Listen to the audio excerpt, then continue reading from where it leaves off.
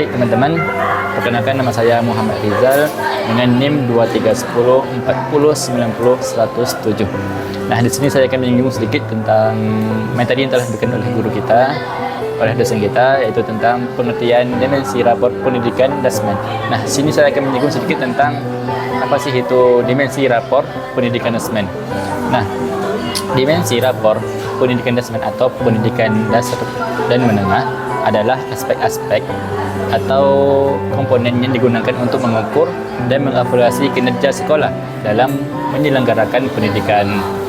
Rapor pendidikan memberikan gambaran menyeluruh tentang kualitas pendidikan di suatu sekolah, mencakup berbagai aspek yang mempengaruhi hasil belajar siswa dan kualitas proses pembelajaran. Dimensi ini biasanya mencakup hasil belajar peserta didik, kualitas lingkungan belajar, proses pembelajaran, kompetensi dan kinerja guru, serta manajemen sekolah. Nah, teman-teman, perihal tentang hasil belajar peserta didik tadi, ada beberapa penjelasan lebih rinci tentang dimensi hasil belajar peserta didik dalam materi Dasmen. Yang pertama itu adalah ada pencapaian akademik. Di materi yang capaian akademik ini terbagi tiga. Ada asesmen nasional, ada hasil ujian sekolah, ada penguasaan kompetensi dasar. Asesmen nasional yaitu kemampuan siswa dalam memahami, menggunakan, mengevaluasi dan merefleksikan berbagai jenis teks untuk mengembangkan pengetahuan, potensi pribadi dan partisipasi sosial. Yang kedua ada hasil ujian sekolah, yang dimana penilaian berbasis sekolah yang mencakup berbagai mata pelajaran sesuai dengan kurikulum nasional yang sekolah adakan. Lalu yang ketiga tadi ada penguasaan kompetensi dasar. Nah, setelah ada asesmen dan hasil ujian sekolah, tentunya siswa itu harus meningkatkan pemahaman dan penerapan materi ajar yang tercermin dalam nilai rapor. Jadi itu siswa yang sudah mendapatkan asesmen nasional lalu telah mendapatkan hasil ujian, mereka itu harus bisa memaham dan menerapkan hasil dari yang telah ia belajar tadi, begitu. Lalu yang kedua ada pengembangan karakter. Nah, di pengembangan karakter ini ada terbagi dua, sikap dan perilaku. Lalu ada partisipasi dalam kegiatan ekstrakurikuler. Yang dimana yang sikap dan perilaku ini adalah evaluasi terhadap sikap siswa seperti kedisiplinan, tanggung jawab, kerjasama dan kejujuran yang dinilai melalui observasi guru dan catatan harian. Lalu ada partisipasi dalam kegiatan ekstrakurikuler, yang dimana keterlibatan siswa dalam kegiatan di luar jam pembelajaran seperti organisasi siswa, klub olahraga, seni dan kegiatan lainnya yang mendukung pengembangan karakter dan keterampilan sosial. Lalu di materi ini ada yang ketiga, yaitu kompetensi non-kognitif. Nah, di kompetensi non-kognitif juga terbagi dua. Yang pertama ada keterampilan sosial dan emosional, yaitu kemampuan siswa dalam berinteraksi dengan orang lain, mengelola emosi, dan beradaptasi dengan lingkungan sosial. Yang keduanya ada pengembangan minat dan bakat. Berarti identifikasi dan pengembangan minat dan bakat serta dalam berbagai bidang seperti seni tadi, olahraga, dan ilmu pengetahuan. Perkenalkan, nama saya Rio Handoyo dengan NIM 231040900106. Di sini saya akan melanjutkan presentasi dari teman saya, yaitu tadi dengan judul penjelasan dimensi hasil belajar peserta didik, dan saya akan melanjutkan presentasi dengan judul dimensi lingkungan belajar dalam rapor pendidikan Dasmen. Apa sih dimensi lingkungan belajar dalam Dasmen? Itu adalah salah satu komponen penting dalam rapor pendidikan untuk pendidikan dasar dan menengah atau Dikdasmen. Dimensi ini berfokus pada kondisi fisik, sosial, dan psikologis di sekolah yang mempengaruhi proses pembelajaran siswa. Lingkungan belajar yang baik sangat penting untuk mendukung tercapainya hasil belajar yang optimal, baik dalam aspek kognitif atau akademik maupun non-kognitif atau karakter dan keterampilan sosial sampai emosional. Selanjutnya, lingkungan belajar mencakup beberapa aspek, antara lain pertama kondisi fisik sekolah, kedua kualitas interaksi, ketiga antar warga sekolah, Yang keempat, dukungan psikologis untuk siswa, dan yang terakhir ada keamanan sekolah. Selanjutnya ada kondisi fisik sekolah. Jadi kondisi fisik sekolah ini terdapat dua. Yang pertama ada fasilitas dan infrastruktur, yang kedua ada kebersihan dan keamanan. Untuk yang pertama, kondisi fisik sekolah seperti ruang kelas, laboratorium, perpustakaan, dan toilet yang layak menjadi faktor penting dalam mendukung pembelajaran siswa. Fasilitas yang memadai dan nyaman akan meningkatkan konsentrasi dan kenyamanan siswa selama proses belajar mengajar. Yang kedua, ada kebersihan dan keamanan. Itu lingkungan sekolah yang bersih dan aman sangat mempengaruhi kesejahteraan siswa. Misalnya, sekolah yang bebas dari kekerasan, vandalisme, dan gangguan fisik lainnya akan menciptakan suasana kondusif untuk belajar. Selanjutnya ada yang kedua, iklim sosial di sekolah. Hubungan antar warga sekolah dipengaruhi oleh kualitas hubungan antar siswa dengan guru, serta antar staf sekolah. Suasana yang inklusif, ramah, dan menghargai perbedaan akan menciptakan lingkungan yang mendukung pembelajaran. Selanjutnya, yang ketiga, dukungan psikologis dan kesejahteraan siswa. Pendekatan psikologis di sekolah melibatkan pemberian bimbingan konseling untuk membantu siswa mengatasi masalah pribadi atau akademik mereka. Sekolah harus menyediakan layanan konseling yang memadai agar siswa dapat merasa nyaman dalam menghadapi tantangan belajar maupun masalah sosial.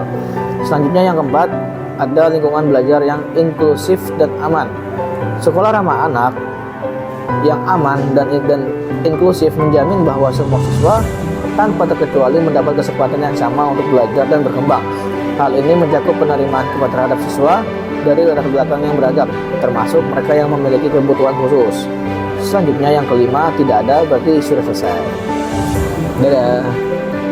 Sebelumnya perkenalkan, nama saya Muhammad Faiz Sirajuddin dengan NIM 23104090095. Baik, di sini saya akan menjelaskan mengenai dimensi proses pembelajaran. Nah, pada dimensi proses pembelajaran ini itu merujuk pada berbagai aspek yang terlibat dalam interaksi antara siswa, guru, kemudian materi ajar selama kegiatan belajar mengajar.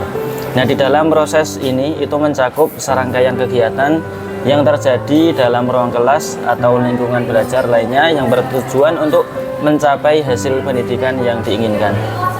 Nah, pada dimensi proses pembelajaran ini terdapat 4 komponen utama. Saya jelaskan satu persatu, dimulai dari komponen yang pertama, yaitu tentang tujuan pembelajaran. Di dalam tujuan pembelajaran itu kita itu menentukan apa yang ingin dicapai di dalam proses belajar. Itu mencakup ada pengetahuan, keterampilan, sikap yang diharapkan atau yang dimiliki siswa setelah mengikuti pembelajaran. Komponen yang kedua yaitu tentang aktivitas belajar. Pada aktivitas belajar ini itu mencakup kegiatan yang dilakukan siswa selama proses pembelajaran berlangsung. Aktivitas ini bisa berupa diskusi, praktik, kolaborasi, ataupun tugas-tugas yang mendorong keterlibatan agar siswa itu aktif. Kemudian komponen yang ketiga itu mengenai metode pengajaran. Di dalam metode pengajaran itu berisikan cara atau strategi yang digunakan oleh guru untuk menyampaikan materi pelajaran.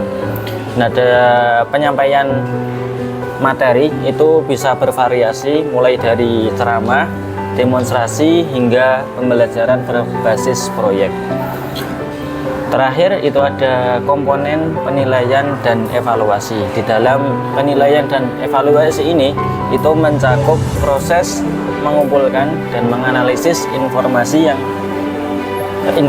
tentang prestasi siswa selama proses pembelajaran yang dilakukan secara formatif ataupun sumatif di akhir periode pembelajaran untuk menentukan sejauh mana tujuan pembelajaran itu tercapai. Pada dimensi proses pembelajaran itu berfokus pada bagaimana interaksi dan kegiatan ini saling berhubungan dan berkontribusi terhadap pencapaian tujuan pendidikan. Untuk memahami dimensi ini itu sangat penting untuk merancang pengalaman belajar yang efektif dan berkualitas. Mungkin itu saja penjelasan mengenai dimensi proses pembelajaran. Untuk materi selanjutnya saya persilahkan. Sebelumnya perkenalkan, saya Arif Nur Wahid dengan NIM 2310 4090 131. Oke, di sini saya akan melanjutkan pembahasan yang telah disampaikan oleh teman-teman saya, dan pembahasan yang akan saya sampaikan yaitu tentang dimensi kompetensi dan kinerja guru. Nah, rapor pendidikan untuk jenjang pendidikan dasar dan menengah atau biasa disebut dengan Dasmen memang memiliki peran yang sangat penting dalam mengevaluasi kualitas pendidikan di Indonesia. Nah, untuk mengetahui aspek-aspek apa dan komponen-komponen apa yang ada di dalamnya, di sini ada dua komponen, yaitu yang pertama ada dimensi kompetensi guru. Nah, kompetensi guru merupakan elemen kunci yang dievaluasi dalam rapor pendidikan. Nah, di dalamnya itu ada 3 elemen, yaitu yang pertama ada kompetensi pedagogik, dan yang kedua ada kompetensi profesional, dan yang ketiga ada kompetensi sosial dan kepribadian. Nah, di dalam kompetensi pedagogik itu digunakan untuk mengelola pembelajaran, memahami kebutuhan belajar siswa, merancang dan melaksanakan pembelajaran yang efektif, dan yang terakhir itu digunakan untuk evaluasi hasil belajar.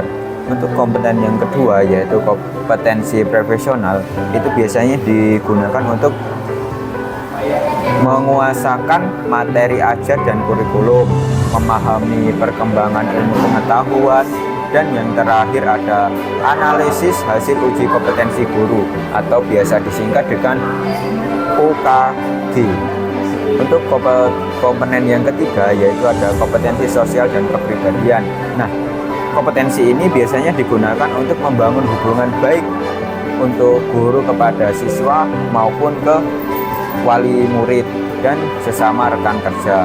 Dan selanjutnya biasanya digunakan untuk integritas dan karakter sebagai panutan.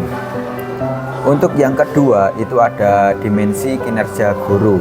Nah, dimensi kinerja guru ini diatur dan dari penerapan kompetensi dalam aktivitas pembelajaran. Nah, di dalam sini juga ada beberapa elemen-elemen yang harus kita pahami, yaitu yang pertama ada efektivitas pembelajaran. Nah, efektivitas pembelajaran ini adalah metode pembelajaran dan integritas dengan siswa, atau kemampuan dalam memfasilitasi diskusi dan minat belajar siswa. Dan komponen yang kedua ada manajemen dan pengelolaan data. Biasanya itu pengelolaan waktu, sumber daya, dan dinamika-dinamika yang ada di kelas.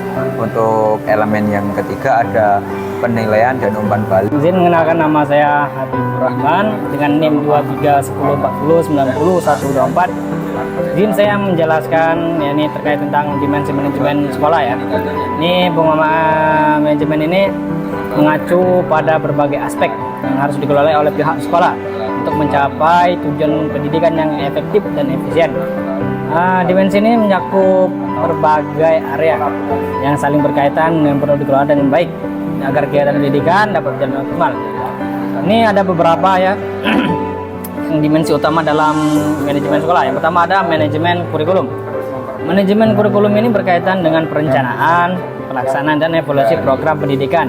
Dan dimensi ini mencakup yakni perencanaan pembelajaran, dan pengembangan materi ajar, dan evaluasi pembelajaran, seperti itu ya. Dan yang kedua ada manajemen sumber daya manusia.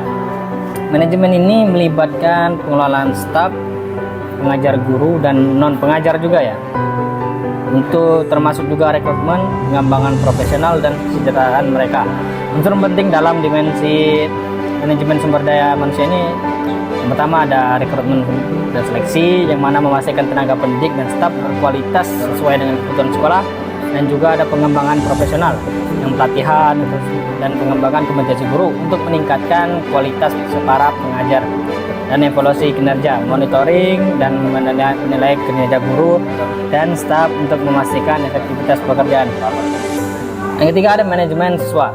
Manajemen siswa ini mencakup perencanaan dan pelaksanaan kebijakan yang berkaitan dengan peserta didik, ya, termasuknya dari penerimaan siswa baru, bimbingan dan konseling, disiplin para siswa.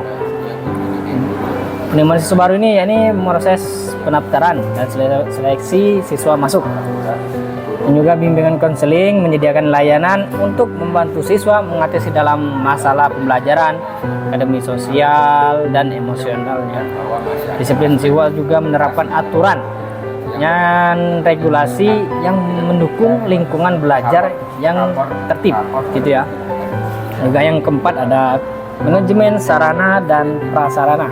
Dimensi ini ya sangat penting ya, karena tidak ada manajemen sarana prasarana itu bagaimana bisa menjaga infrastruktur dan pengelolaan fasilitas sekolah, termasuk bangunan, ruang kelas, laboratorium, perpustakaan, dan hingga alat-alat pembelajaran seperti komputer dan media lain-lainnya.